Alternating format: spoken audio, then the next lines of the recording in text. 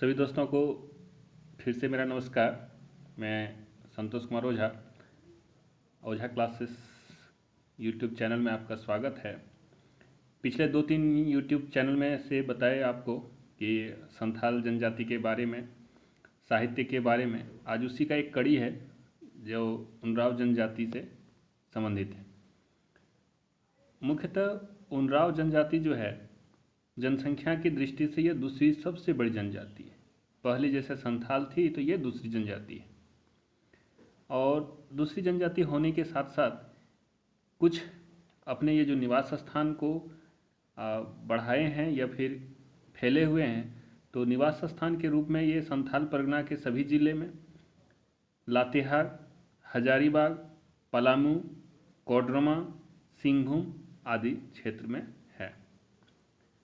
उनराव भाषा एवं प्रजाति दोनों दृष्टि से द्रविड़ जाति से संबंधित है।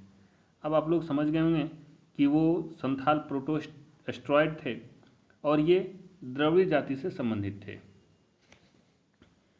द्रविड़ जनजाति होने के नाते से इनके अपने गोत्र भी हैं, और गोत्र में जो आप देख रहे हैं, तिर्की है, कच्छप है, मींज है, खलको है, एका, खाका, लकड़ा, केरकट्टा, टोपो, कुजूर आदि हैं।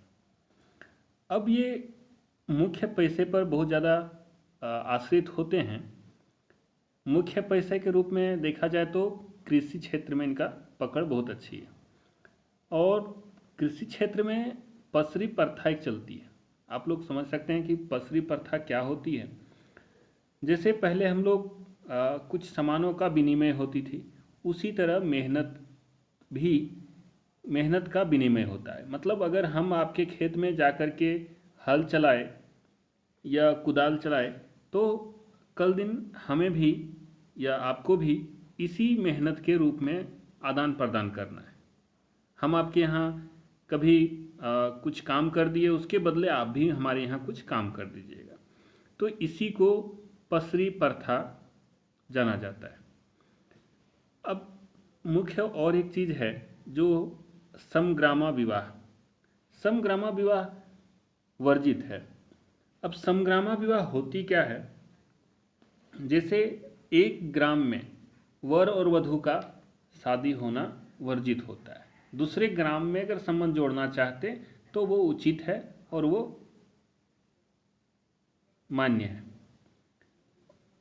और आगे बढ़ते हुए जो एक सहिया चयन समारोह होती है, यहाँ पर हम कहेंगे कि प्रत्येक 3 वर्ष में सहिया चयन समारोह होती है।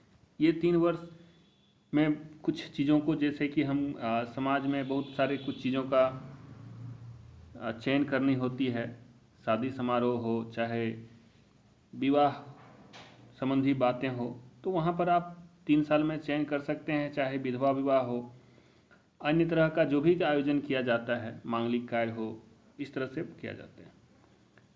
अब लड़के लड़की की जो दोस्ती होती है, उसको हम लोग उनराव जनजाति में लार या संगी कहते हैं। लड़के लड़की की दोस्ती। अब अगर लड़की लड़की की दोस्ती हुई तो गोई के नाम से जाना जाता है। अब एक सबसे बड़ी जो है इन दोनों में, जो इस जनजाति में जो सबसे बड़ी प्रथा है, वो ये प्रथा है कि सभी युवा अवस्था में आने वाले बच्चों को, जैसे कह सकते हैं कि 11 से 16 साल तक युवा गृह का निर्माण होता है। लड़के के जो युवा गृह होते हैं उसको जौक एरेपा कहते हैं, और लड़कियों का जो युवा गृह होते हैं उसको पेल एरेपा कहते हैं। और हर लड़के के जो युवा गृह, जिसको घुमकुड़िया कहते हैं, याद रखिएगा, बहुत इंपॉर्टेंट है ये JSSC में। घुमकड़िया विवाह, घुमकड़िया जो होते हैं युवा गृह से संबंधित होते हैं। तो इनका जो मुखिया होते हैं उसको ढांगर महतो कहते हैं, और जो लड़कियों का मुखिया होते हैं युवा गृह का, उसको बड़की ढांगी कहते हैं। और ये युवा गृह जरूरत क्यों पड़ती है समाज में? इसका सबसे बड़ा होता है कि जिस जनजाति में हमारी संस्कृति, हमारे रहन सहन, हमारे ऐतिहासिक चीज़ों को बताने के लिए, युवा को अपने समाज में जोड़े हुए रखने के लिए इन लोगों को युवा गृह से जोड़ के रखती है। और लास्ट में इसका क्या होता है कि दीक्षांत समारोह भी होते हैं सभी का, जो भी यहाँ पर जुड़े होते हैं। इस तरह से युवा गृह में बहुत सारे दीक्षांत का और दीक्षा का काम किया जाता है, जो अपने समाज में आगे बढ़ाता है।